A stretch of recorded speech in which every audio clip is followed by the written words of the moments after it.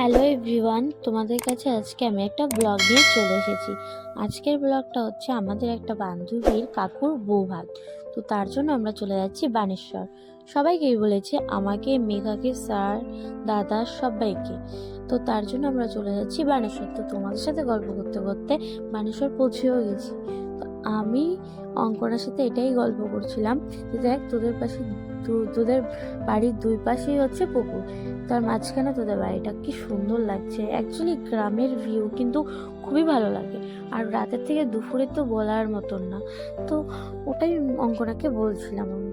তো এগুলো গল্প করতে করতে ঢুকেও পড়েছি যেখানে বউ বসে আছে সেখানে। তো আমরা গিফট দিয়ে দিলাম, আর অঙ্কনা সবার সাথে আমাদের পরিচয় করিয়ে দিল।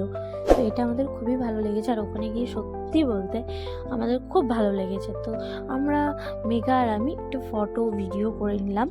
তো আমরা না অ্যাকচুয়ালি দেখতেই পারিনি যে ওখানে ফুচকার দোকান ছিল, মানে এত ভিড়, ফুচকার দোকান দেখাই যায়নি। তো আমরা তো এতক্ষণ দেখিনি, তাই এসে পড়েছি খেতে। মানে দেখার সঙ্গে সঙ্গে খেতে এসে পড়েছি। তো এর আগের থেকে তো অনেকেই খাচ্ছিল ফুচকা, তো এত ঝাল দিয়েছে, মানে ওরা যাচ্ছিল না বলে। তো আমরা তো বেশিক্ষণ হয়নি এসেছি, কাকুকে ওটাই বলছিলাম, আর ওখানে হাসাহাসি হচ্ছিল এই নিয়ে। তো মানে ওরা যাচ্ছিল না, তাই বেশি করে ঝাল দিচ্ছিল।